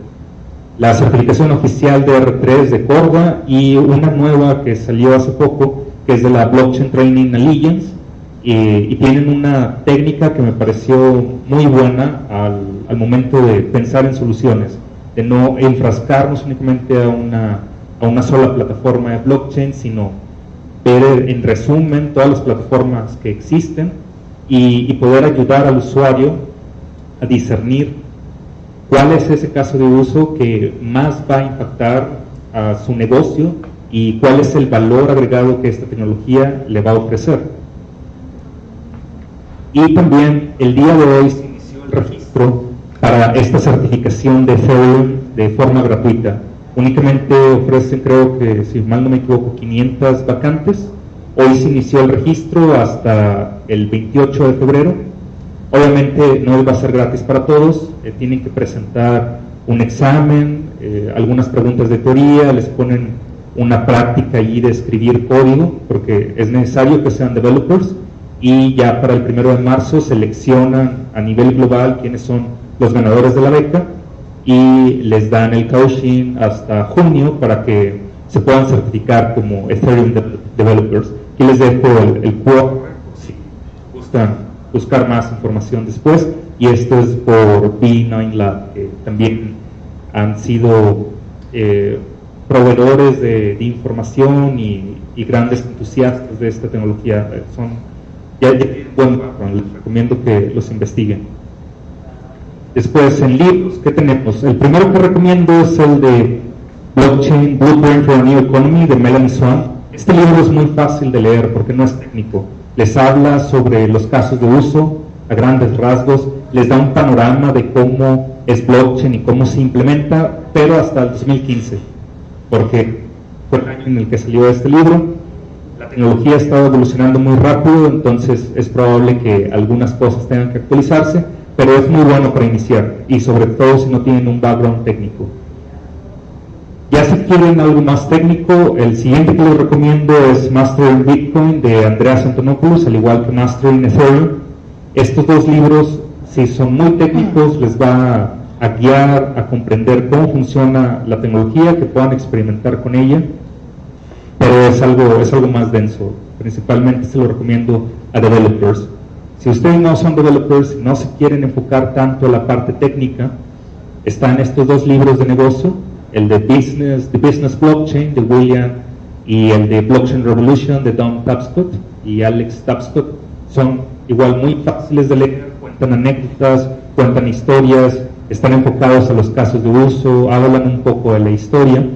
Entonces se los dejo como referencia por si quieren seguir investigando. Y pues bueno, ya finalizando, para que nos conozcan y estén más pendientes sobre todos los eventos en los que participamos, vamos a estar presentes en Talentland en abril. Organizamos el Bitcoin Day el año pasado. ¿Quién asistió al Bitcoin Day? Ah, excelente.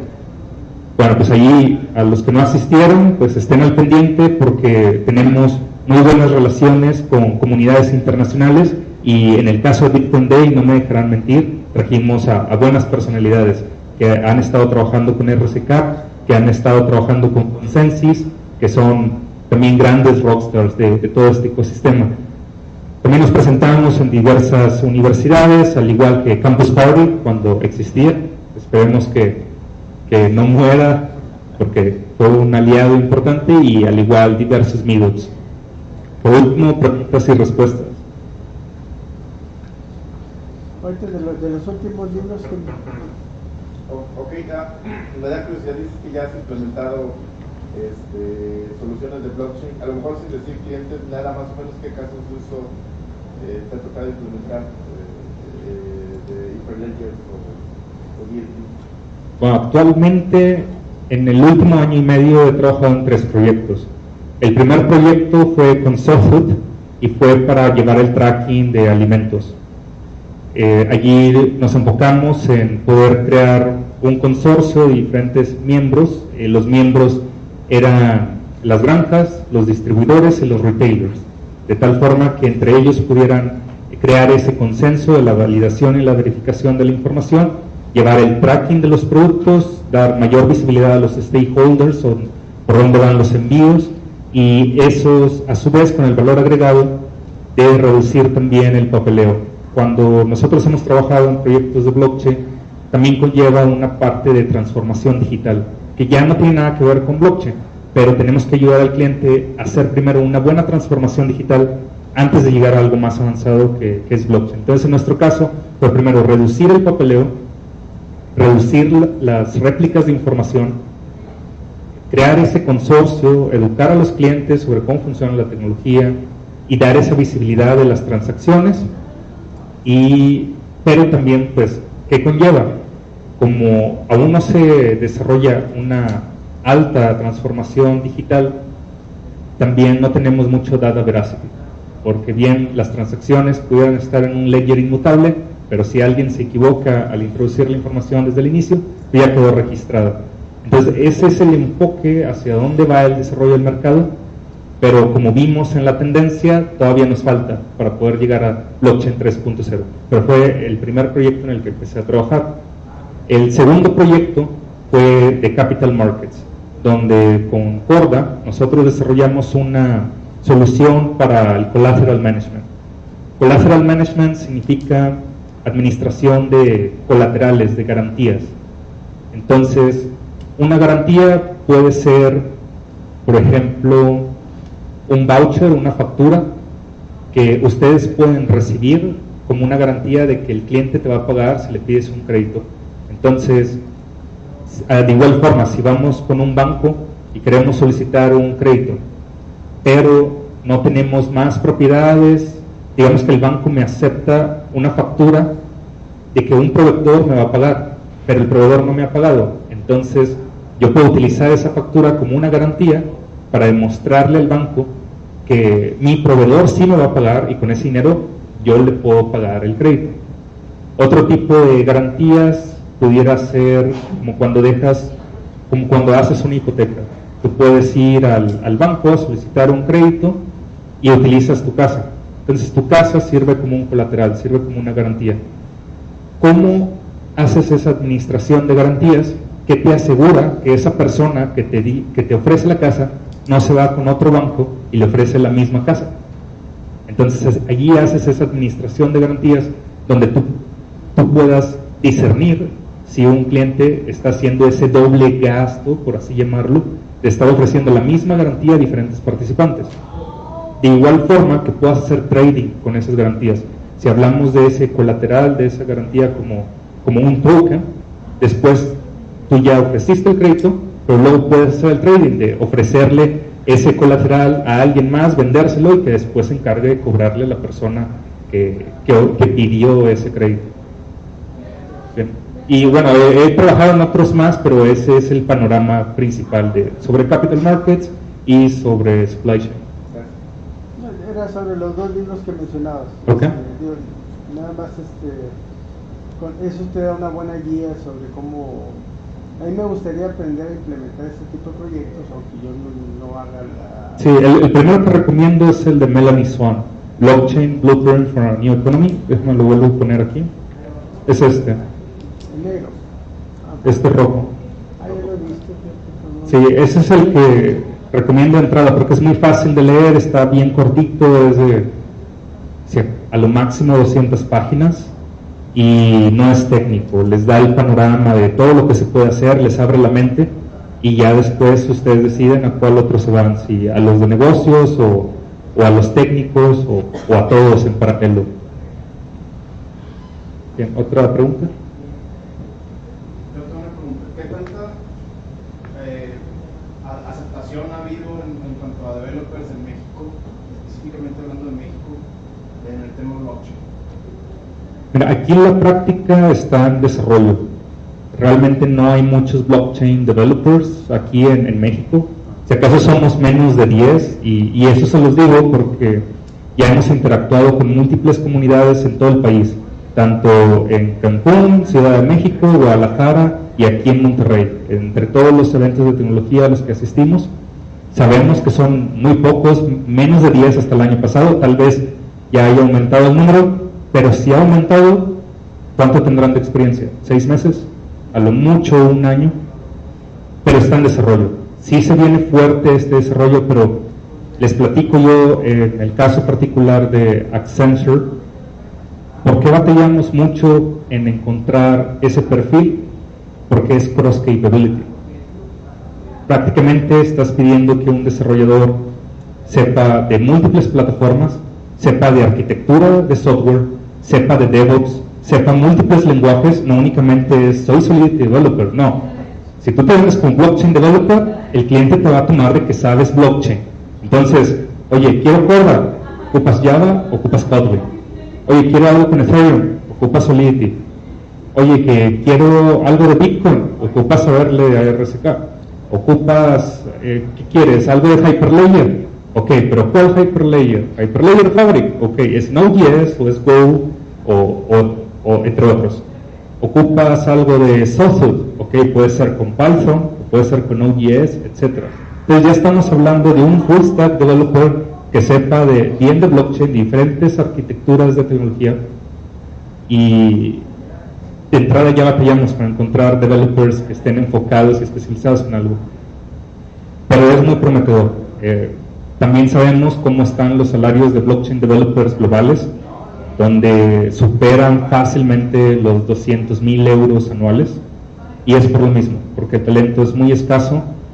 Quienes más se han apalancado de esos rockstars developers son las startups, pero aquí en México pues está en desarrollo. De hecho, que nosotros como evangelistas de la tecnología, primero hablamos de las criptomonedas porque yo considero que son la base, primero de entender. Me ha tocado interactuar con muchos developers que se quieren ir directo a desarrollar soluciones con blockchain, pero no entienden cómo funciona Bitcoin. Entonces, al momento de estar haciendo el design thinking, al momento de estar haciendo los diagramas de arquitectura de software, no alcanzan a comprender realmente todo lo que conlleva la tecnología. ¿Por qué? Porque lo más básico de cómo funciona Bitcoin todavía no lo entienden. Todavía no entienden de los algoritmos de consenso, todavía no entienden la importancia de la minería, etc. Y si no entienden la base, después los desarrollos que se hagan con implementación real, en un futuro van a tener muchos problemas. Así como nosotros vimos ese hype en el 2017 de las criptomonedas y que después se desplomó el hype a lo largo del 2018, es lo mismo que vamos a ver con blockchain. ¿Cuándo empezaron a escuchar blockchain? 2018. Bueno, en el 2017, pero el boom de blockchain fue en el 2018. Empezaron a salir blockchain developers por todos lados que ni siquiera habíamos escuchado antes, que ya se denominaban expertos, y así como vimos ese hype de blockchain a lo largo del 2018, próximamente vamos a ver ese dump. ¿Por qué? Porque muchas de las soluciones de blockchain que están planeando no tienen una buena base para justificar la tecnología. Y aparte de justificar el caso de uso de implementación, después hay que ver si la arquitectura es estable, es escalable y principalmente que sea económicamente factible. Porque si no es económicamente factible, todo lo técnico puede estar muy bien, pero si no es un negocio, el cliente no lo va a comprar, no le va a invertir a largo plazo. Bien, ¿más preguntas?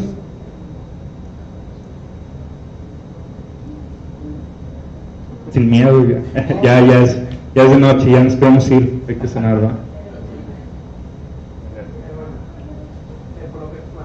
Para hacer todo eso tienes que ser programador o ingeniero, obviamente. Aplicándolo con alguien que haya estudiado licenciatura,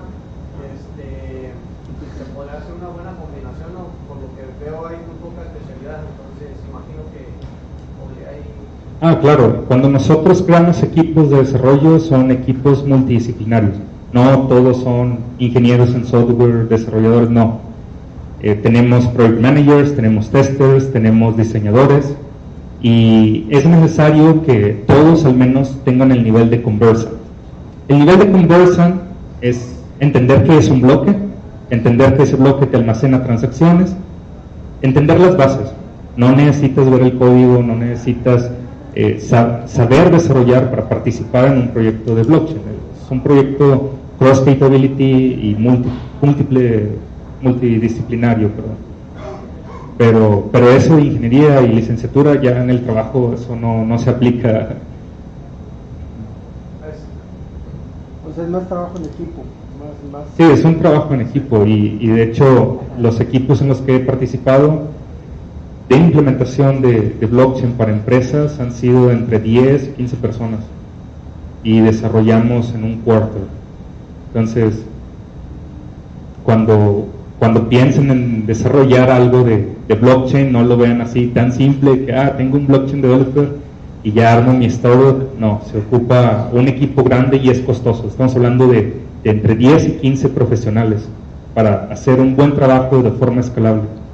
Pero bueno, yo les platico este caso de cómo se hace en una gran empresa. Me quedo sorprendido cuando las startups trabajan con 5 y hacen algo realmente disruptivo. Bien. ¿Más preguntas? ¿Quieres preguntar algo? Ok. Bueno, pues si no hay más preguntas, les dejo como quieran mis datos de contacto. Siéntanse en confianza de pedirme más material, con mucho gusto. Este tipo de meetups pues los hacemos algo básicos en la medida de lo posible. También sabemos que cada quien tiene diferentes perfiles, pero también vamos a agradecer mucho la retroalimentación que ustedes nos den, ya sea de los temas de más interés, sobre la forma en cómo se dan las ponencias, la forma en cómo se transmite la información, si la información es muy compleja de digerir o no, y de tal manera que podamos ser mejores en próximos eventos. Y pues bueno, si están al pendiente de la página, pues se van a enterar de los próximos eventos. Ahorita ya tenemos confirmada la siguiente participación, que es en Talent Lab. ¿Ya han escuchado de Talent Lab? ¿De qué? Talent Lab. Es un evento de tecnología que se hace en Guadalajara. Sí. Bueno, también para que lo chequen. Ese Bitcoin es el Facebook, ¿verdad? Por la diagonal. Sí. Sí, también es el de Twitter, es el mismo ID. Facebook, Twitter, YouTube, también hay Arroba canal de YouTube Bitcoin. con varios videos. En Twitter es arroba Bitcoin, me imagino. Ajá, arroba Bitcoin MTY. Excelente. Bueno, pues muchas gracias. Paso el micrófono a Manuel para dar mensaje de despedida. Gracias. Bueno, pues no me queda más que agradecer pues bueno, que vinieron el día de hoy. Y como comenta Constantino, que nos den su feedback, que nos digan qué temas les gustaría que empecemos a hablar. También darle seguimiento. Como hasta el momento nos hemos enfocado mucho en la parte muy básica, pero ya tenemos cierto público que nos dice, oye, darle seguimiento a algo un poquito más avanzado, ¿no? Entonces, la idea para este año es empezar a hacer esas continuidades, pero necesitamos el feedback de que, ok, quiero ver tal y tal tema, ¿no? Para que nosotros podamos darles el conocimiento que estén buscando, ¿no? Porque, pues bueno, es un tema sumamente vasto, hay mucho de qué hablar y a veces tenemos tantos temas de qué hablar que no sabemos ni de qué decir, pero bueno. Espero que el evento haya sido de su agrado. Vamos a tener aquí un pequeño espacio de como 15 minutos, creo, para que hagan networking, para que nos pregunten cualquier cosa. Estamos en las redes sociales, nos pueden mensajear en cualquier momento en la página de Facebook. Nosotros les respondemos cualquier duda que tengan por ahí. Y pues bueno, no sé qué más decir. Sí les recomiendo que vayan a Blockchain Land, en Talent Land, en Guadalajara. Va a ser por los últimos días de abril. ¿Por qué? Porque va a ser toda una semana hablando de estos temas, ¿sí? De diferentes personas que están alrededor de la República, y también se van a traer personas del extranjero.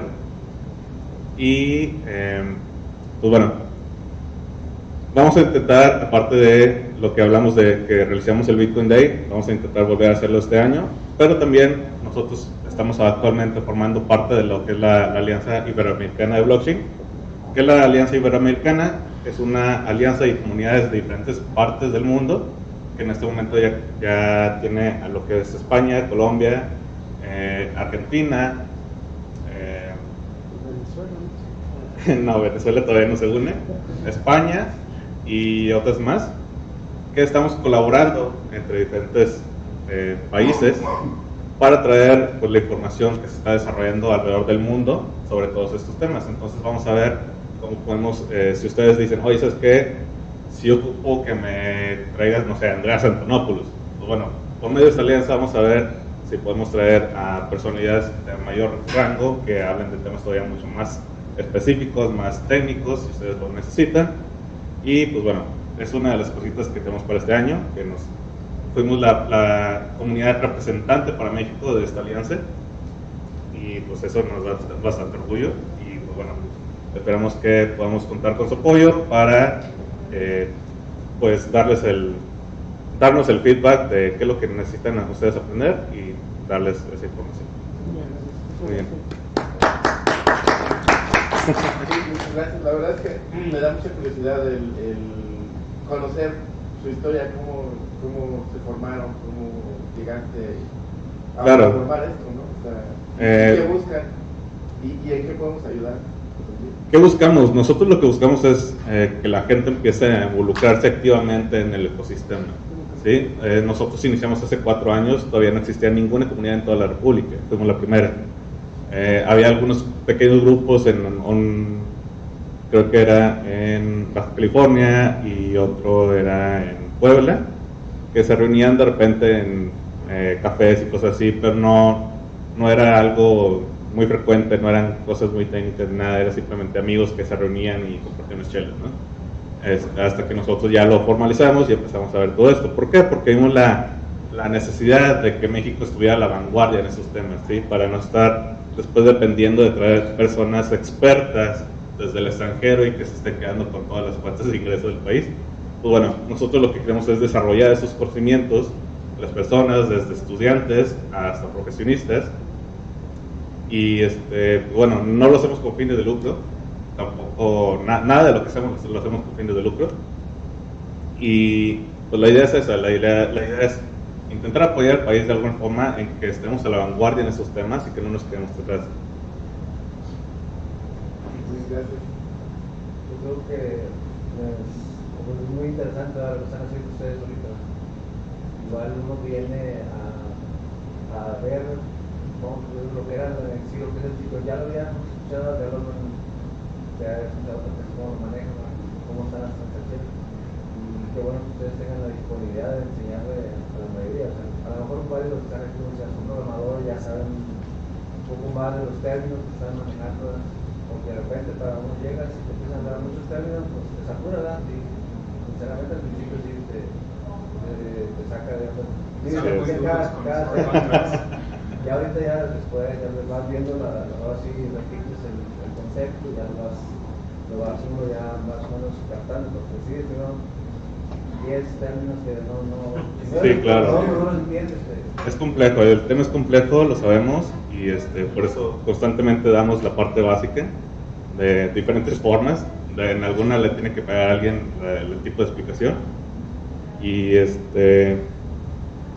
bueno, sí, a nosotros nos reconforta bastante, por ejemplo, el apoyar a personas que han sido estafadas o destapar estafas, o apoyar a veces llega un startup y nos dice, oye, estamos perdidos en este punto, danos algún feedback, y apoyar a que las startups empiecen a desarrollarse aquí en México. Eso nos ayuda bastante, entonces, bueno, por eso estamos haciendo. Es bueno, pero es bueno para que haya una información en general, para la mayor parte. Mientras más gente se esté metiendo en eso, pues es más rápido que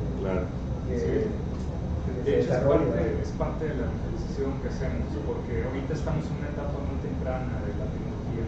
Muchos a nivel global lo comparan como al inicio del internet de los 90s. Entonces, por lo mismo que son muchos términos muy técnicos, si la mayoría de la gente no entiende cómo funciona esto, entonces la adoptación del mercado va a ser muy lenta. Nosotros estamos convencidos de todo el potencial que tiene esta tecnología, y esta labor de evangelización pues es nuestro granito de arena de seguir nuestra pasión, que es el desarrollo de la tecnología, pero también ayudar al ecosistema a que se fortalezca, y si el ecosistema crece, también crecemos nosotros. Así es. también pues, no lo hacemos con fines de lucro, como comenta, igual pueden donar, pero no lo hacemos con fines de lucro porque nosotros tenemos nuestros trabajos. Así es, no, digo que sí es bueno, como dice él, para evitar que te den, vayas a quedar por una estafa o algo, porque si hay gente que está nada más viendo que está de moda y que empiezan a hacer que de hecho aquí en Monterrey pues ya ha habido varios eventos de esos esquemas piramidales y directamente han impactado la reputación de Bitcoin. Ya muchos de mis familiares me dicen de que eso es una pirámide, es una estafa, pero es porque tuvieron una mala impresión cuando recién conocieron la tecnología. Sí, es prácticamente el desconocimiento. Entonces, esos agentes que han desarrollado ese tipo de esquemas y han desarrollado estafas, en cierto modo han manchado la reputación y es parte también de nuestra labor, que difundir la palabra, difundir el conocimiento para poder fortalecer todo ese ecosistema. Darle seguridad, porque o sea, toda la gente, hasta en lo que a veces no quieres ni hacer transacciones por teléfono, de tarjeta, porque me la van a clonar o algo así, y aquí se ve que el hacer una mala transacción o querer clonar alguna clave es más difícil, ¿verdad? Sí, exacto. Sin embargo, a pesar de toda esa seguridad, tienen que tener su propio wallet, tienen que ver los hashes, tienen que llevar las transacciones. Sí, todo es educación continua. Y en los 90s, ¿qué teníamos? Está bien fácil enviar un email. Nada más tienes que desconectar el teléfono, tienes que conectarlo en tu computadora, abres la terminal, ejecutas este comando, te conectas por IP a tal servidor y listo, ya enviaste tu email. Ahora lo podemos hacer desde una aplicación móvil. En esas etapas estamos de la tecnología donde tienes que instalar aquí tu wallet, tienes que saber de la llave pública, de llave privada. Entonces va a tomar tiempo para que pueda ser explotar la tecnología de todo su potencial. Sí. De lo que se ha escuchado o de los que me han hablado es a lo mejor el país que logre hacer esto, manejarlo a lo mejor un poquito más en el gobierno como una moneda o algo así local, puede ser que a lo mejor en el futuro sea mucho mejor que cualquier otro que tiene ahorita.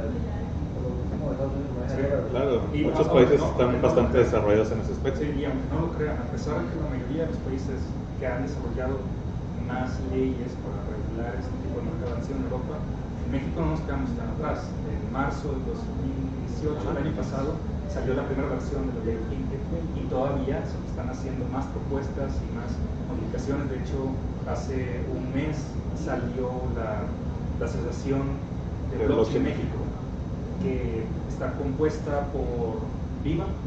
¿Han escuchado de Viva? Es la nueva casa de la nueva bolsa de valores de México, y está Bitso, que es el exchange de criptomonedas más grande de aquí del país, entre otros aliados, de tal forma que puedan tener un buen posicionamiento al momento de dar la voz con nuestros legisladores para poder dirigir todo ese desarrollo al beneficio de toda la comunidad, que no sean leyes que impidan el desarrollo, sino que lo proliferen. También México, a pesar de estar un poquito más atrás en el desarrollo de leyes en Europa, comparado con el resto, llevamos ganancia, y por lo menos ya salió una primera versión de la ley FinTech. Y también, desde aquí, o sea, yo les puedo contar que en el ambiente empresarial también estamos siendo pioneros aquí en México, tanto les mostré aquí quiénes eran los players, IBM y Accenture, son los dos más grandes líderes que están desarrollando el mercado, y de hecho aquí en las Torres Santa María están las torres moradas, en las torres blancas está IBM y más adelante en las moradas está Accenture. Entonces no estamos muy lejos de gente que realmente está trabajando en el desarrollo de esta tecnología a nivel global. Ahorita alguna de las empresas así grandes tiene... ¿Qué ciudad tiene más developers en blockchain? ¿La Guadalajara? No, está muy variado. Digo, porque hablando de developers, pues Guadalajara es el tech hub, ¿no? Pues esa es la diferencia. A lo mejor allá tienen 5 y acá 4. Pero por ejemplo, Guadalajara hay muchos developers, pero casi nadie le está moviendo blockchain. Sí. O sea, sí están muy distribuidos entre Guadalajara, Monterrey y Ciudad de México. Pero no hay ahorita como tal, pues, si necesito un blockchain developer, ¿dónde lo voy a encontrar? Ese es el chiste. No. Sí, no. Bueno, la mayoría los consiguen del extranjero, muy pocos se han conseguido de aquí mismo de México. De hecho, por ejemplo, las exchange y varias startups, sus principales developers y administradores son extranjeros. Sí, y aparte también porque la curva de aprendizaje es muy lenta. Si bien ahorita a lo mejor me quedo corto diciendo que hay 10 blockchain developers, muy probablemente durante el 2018 se desarrollaron más y ahora ya aumentó la cifra y se denominan blockchain developers. Pero ¿cuántos años de experiencia tendrán? ¿Cuántos meses? Y yo les puedo decir que la curva de aprendizaje es muy alta. Te va a tomar como 2 años el poder pasar de un conversion a un build rate, porque te vas con Solidity, aprendes Ethereum, pero si tú quieres vender como blockchain developer tienes que ver todo el landscape, todas las demás plataformas, las diferencias, etc. Entonces, tanto que te cuesta aprender un lenguaje, tanto que te cuesta entender un paradigma, ahorita eso multiplícalo por todo el ecosistema. Sí, muchos blockchain developers actualmente, de hecho, de las startups, de las nuevas que están saliendo de cripto, tienen, no sé, 2 o 3 meses que acaban un curso online de Solidity. Y ya expertos. Sí, y ya son expertos. Y esos son los que están ahorita en el mercado. Entonces, si quiero un blockchain developer, sí, pero ¿de cuánta experiencia? Muy bien. Pues vamos a hacer el networking para que nos centre aquí la conversación.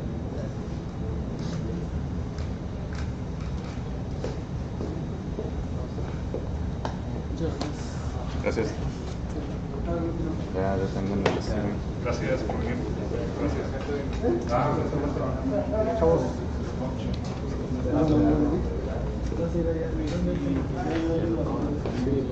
Lo que está desarrollando.